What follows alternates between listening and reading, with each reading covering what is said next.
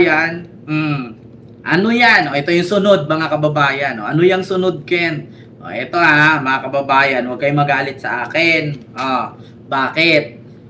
Kasi, ganito po mga kababayan, speaking of Robin Padilla, ang sabi nga nila, haharangin daw ni Robin. Harangin daw ni Robin itong pag-convene ni Tito Sen sa impeachment ni Sara. Bakit? Kasi ang sabi kasi mga kababayan ni Tito Sen, kahit 13 lang na senador ang present, ituloy ko ang impeachment. Di ba? Kahit 13 lang na senador yung nandyan, tuloy ang impeachment. Kahit wala yung iba. Nagalit ang mga Duterte senador, mga kababayan. Hindi sila makapaniwala. Gusto kasi nilang diktahan si Tito Sen, hindi nyo nga madiktahan pagkatapos yung kasuhan sa Supreme Court at pasagutin nyo na binigyan nyo lang ng 10 days na palugit. Tapos ngayon, di ba? Anong sabi ni Tito Sen? Kahit 13 lang na senador ang present, pwede na umpisahan ang impeachment trial ni Sara. Galit na galit si Robin, mga kababayan. Putragis na yan. Ito, mga kababayan, pakinggan ninyo. Ito. Nanindigan po si Senate President Tito Soto na pwedeng i-convene ang impeachment court basta may 13 senador na present. Yan po'y kahit posible umunong mauwi sa kudeta sa Senado kung haharangin ito ng ilang senador ayon po sa isang dating Senate President. Nakatutok si Mag Gonzales. Pakinggan ninyo May 5 miyembro ngayon ng tinaguriang Duterte Bloc sa Senado. Sina Senador Bato de la Rosa, Bongo, Rodante Marcoleta, Robin Padilla at Amy Marcos. Bahagi sila ng minorya, kasama sina Senador Alan Peter Cayetano, Cheese Escudero, Joel Villanueva at Jinggoy Estrada. Sabi ni dating Senate President Coco Pimentel, posibleng mauwi sa kudeta kung gusto harangin ng ilang senador ang impeachment ni Vice President Sara Duterte. Sabi kasi ni Senate President Tito Soto, oras na matransmit sa Senado ang Articles of Impeachment, kaagad niyang i-convene ang impeachment court. Ang opinion niya, kailangan mag-trial. So, hindi siya papayag na hindi mag-trial. What is the only way? What is the only way na ma-enforce ng majority kung ayaw nila mag-trial? Ang laki ng minority ngayon, 15 versus 9. Tandaan mo na you only need 13 votes to elect the Senate President or to elect a new Senate President. Tingin ni Pimentel, maninindigan si Soto kahit pa mapalitan siya sa pwesto. Sabi kasi ni Soto, pwedeng i-convene ang impeachment court basta't may 13 senador na present. Kung palitan siya, so be it. ang importante yung lugar niya sa history, sa kasaysayan na mapakita niya sa mga apo niya siguro na tama yung paninindigan niya kahit na ang kapalit losing the position. Diba? Tingin ni Soto, walang mahabang debate kung magkaroon ng trial sakaling umakyat sa Senado ang Articles of Impeachment laban kay Duterte. Kung matuloy, gusto ni Soto ng pre-trial para maayos at mabilis ang proseso at wala ng sorpresa. Kaya mga kababayan, sabi ko nga sa inyo, may nilulutong kudita yan. Dito pa nga lang sa sinabi ni Soto na kahit 13 lang na na senador, itutuloy ko yan. Kahit 13 lang ang present dyan. Hindi ko yun kinabahan mga kababayan. Itong mga Duterte senador, biruin mo 13 lang itutuloy. Kasi 13 lang naman kasi kailangan. Paano kung, di ba, ilan ba ang senador ngayon? Di ba, 24? 23 kasi wala si Angara. Di ko alam kung si Angara sasali. So, tanggalin natin si Angara kasi Senate DepEd Secretary, tapos tanggalin natin si Bato kasi wala dyan. Hindi na yan sisipot si Bato. So sa 24, nagiging 23, nagiging 22 na lang. Di ba mga kababayan? Dito kasi sila kinakabahan. Bakit? Siyempre Tito Sen yan Tsaka, kung spoiled sila noon kay Cheese Escudero at nasanay sila kay Cheese na idinili-delay, kay Tito Sen, ibahin nila. Bakit? Si Tito Sen kahit 13 lang tutuloy. Yeah? Kahit 13 lang tuloy. Biruin nyo mga kababayan. Sa 13 na yun, kung pipirma lahat dun, 10, na ma-impeach si Sara, di putang ina, wala na. Di ba? Tapos ngayon mga kababayan, bigla silang magkudita dyan, bigla silang magkudita at palitan si Soto, make sure na kaya nila. Kasi daw ngayon, mga kababayan, 15 daw itong Duterte senator. Sino-sino ba? Bongo, Amy, Marcoleta, Robin, 2 Bilyar, 2 Cayetano, tapos, sino pa, mga kababayan? Joel Villanueva, Jinggoy Estrada, tapos, Chis Escudero, sino pa? Ligarda, 12 na. Sino pa dyan, mga kababayan? Para maging 15. Kasi alam ko si Bato, wala na yan si Bato pang 13. Wala na si Bato Do you think si Bato lulusot pa yan? 'Di ba? Hindi na lulusot yan si Bato, mga kababayan. Kaya isa lang ang sasabihin ko, mga kababayan, na talagang kinakabahan na. Biruin yung mga kababayan. Tsaka kung ngayon man sila mag-elect, napalitan si Tito Sen. Like po tayo, mga kababayan. Kung ngayon man si Lito Lapid, hindi naman nata si Lito Lapid DDS. Kung ngayon man si Tito Sen nila palitan, mahirapan sila, mga kababayan. Di ba trinay nila yan kay nung ang ipalit nila si Loren Regarda, di ba hindi sila nag-success? Hindi sila nag-success noon. Kasi bakit? Kulang, wala si Bato. Diba, mga kababayan? Wala talaga, mga kababayan. Mahihirapan silang magpalit kay Tito Sen. Kasi bakit? Sa ngayon kasi, mga kababayan, si Tito Sen, hawak niya ang beat. Bakit? Ito, explain ko sa inyo.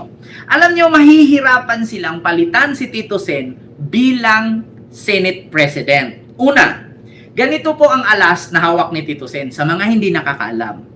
Halos lahat ng kongresista sa lakas CMD na kay Tito Sen ngayon. Pagdating ng eleksyon sa 2028, itong mga senador nakakalaban kay Tito Sen, syempre maghahanap ng mga kongresista yan para iboto sila sa mga distrito, bawat probinsya. I-take note, ang lakas CMD ni Martin Romualdez na kay Tito Sen ngayon.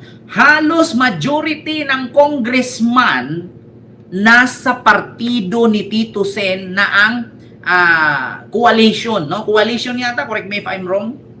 Party list coalition, ang partido nila, yung coalition. Hawak ni Tito Sen lahat ng lakas CMD congressman ay naglipatan lahat kay Tito Sen. Ngayon, kung ikaw senador na tatakbo sa 2028 another term, do you think kanino ka lalapit? Malamang sa chairman. Nasa chairman. Sino ba ang chairman ng coalition? Di ba si Tito Sen? Ngayon, pag sinabi ni Tito Sen, eto, tatakbong senador, bawat distrito ninyo, i-zero nyo yan. Lagi nga, do you think mananalo? Lahat ng congressman, pwedeng kausapin yung mga mayors, mga barangay. Ito kinalaban si Tito Sen. Chairman namin ito sa isang partido. Sabi ni Tito Sen, ilaglag lahat, huwag iboto yan. Kung 50 ka kongresista, 50 kalalawigan yon, hindi iboto. Hindi iboto yung senador na kumalaban sa kanya. Putangin na, zero ka. Hawak ni Tito Sen ang beat. Naalala nyo dati si Romualdez, kaya hindi nila kayang banggain. Bakit? Ang lakas si MD, napakadaming kongresista hawak ni Romualdez. Ngayon, mga kababayan, paalala ko sa inyo, na kay Tito Sen lahat ang kongresista na nagkalasan sa lakas si MD ni Romualdez. Kaya alam nyo na. Gusto nyong malaman kung totoo ba yung sinasabi ko? Ito hindi basta-bastang mapalitan ng mga senador itong si Tito Sen. Bakit? Para gawin nilang Senate President si Alan Cayetano. Tignan nyo lakas CMD nagkalasan na. Tignan nyo, mga kababayan. Lakas CMD. Ito, BNC. Malalaman naman natin yan, mga kababayan. Ito Pakinggan natin. May ads lang. Paano kung ang mayorya sa Kamara nabubuwag na rin dahil sa VP Sara Saga?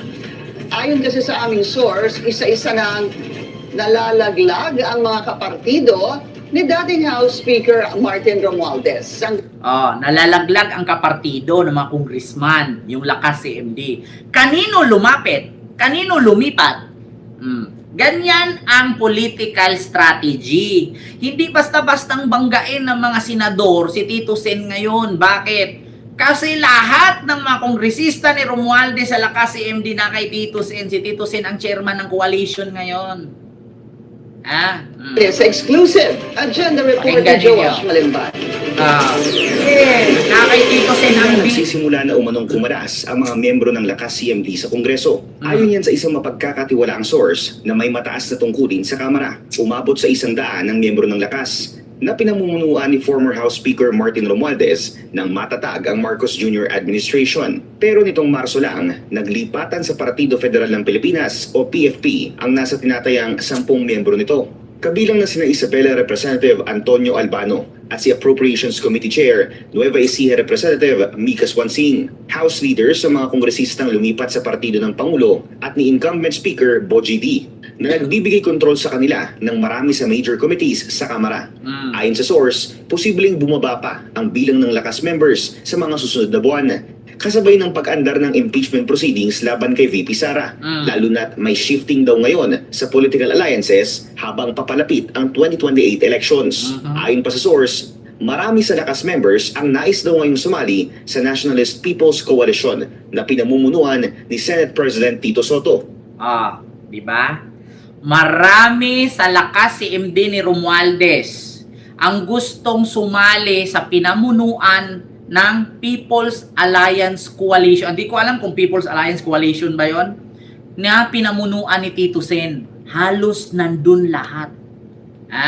Ikaw, senador, kalabanin mo si Tito Sen. Tignan natin kung hindi ka babagsak. Tignan natin kung manalo ka sa 2028. Kung si Sara tumakbong president, walang hawak. Walang hawak na partido. Si Tito Sen kaya kalabanin mo. Papalapit ang 2028 elections. Ayon pa sa source, marami sa lakas members ang nais daw ngayong sumali sa Nationalist People's Coalition Nationalist People's Coalition na pinamunuan mumunuan ni Senate President Tito Soto. Marami raw kasi sa mga kongresista sa grupong ito hindi suportado ang pagpapatalsik sa pangalawang Pangulo. Noong una siyang sinampahan ng impeachment complaints noong 2025, marami rin daw pending applications para makapasok sa National Unity Party na pinamumunuan naman ni Antipolo Representative Ronnie Puno. Ang NUP ang second largest party sa Kamara na mayroong higit 40 members. Pero ayon kay Congressman Puno, pinag-iisipan pa ng NUP Membership Committee kung tatanggapin ng mga aplikante. Dagdag niya, 5 lang daw ang posibleng makapasok sa partido as early as next week. At hindi rin daw lakas congressman lang ang mga pinagpipilian. Kasama raw dito ang isang miyembro ng NPC, 2 mula sa PFP, at isa mula sa Nationalista Party na mga Villar. Sakaling matuloy ang pagpasok ng mga bagong miyembro ng NUP, muli itong lalaki at akit na sa mahigit 50 ang mga miyembro sa Kongreso. Sinubukan namin kumuha ng pahayag mula sa ilang mga kongresista ng PFP at NPC, pero wala pa silang tugon sa ngayon. Para sa agenda, Joash Malimban, Bilinor. Ang lakas si MD ni Romualdez, yan yung pinakamalaking grupo ng partido. Ngayon, majority sa lakas si MD gustong lumipat kay Tito Sen. Ngayon, dito sa NUP ni Puno, Antipolo Representative Puno, 5 lang ang gusto niyang tanggapin. So, doon sa 60 kamiyembro ng lakas si MD, lahat bagsak kay Tito Sen yun. 5 lang kukunin ni Puno Ayaw na daw niya magdagdag. 40 lang. Paano yung natira? Kay Tito Sen lahat bagsak yun. Tapos ikaw, senador, kakalabanin mo si Tito Sen, subukan mo. Tignan natin kung manalo ka. Buksan mo, papasukin ako. Tignan natin, Tignan natin, ikudita ninyo si Tito Sen. Tignan natin kung sa sunod eleksyon saan ka pupulutin. Niya sa huling linggo ng Hunyo ang pinakamatagal na pagsisimula ng impeachment trial. Basta't walang magde-delay. Para makonvict at matanggal sa pwesto ang bise, kailangan ng 2/3 na boto mula sa lahat ng miyembro ng Senado na tatayong senator judge. Dahil may 24 na senador ngayong 20th Congress, kailangan ng 16 na boto para sa conviction.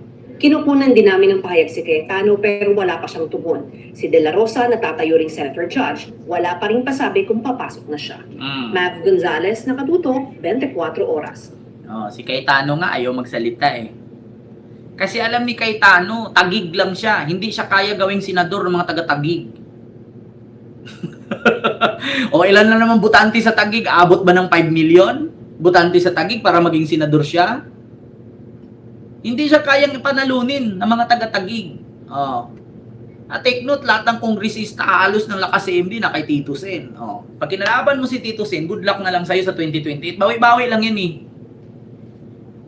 Kaya sabi ko sa inyo mga kababayan, dati ang lakas CMD na kay Romualdez, napaka-powerful ni Romualdez talaga. Kita nyo naman, isang sabi lang, impeach nyo si Sara! Putang ina, 200 plus agad pumirma. Impeach nga naman.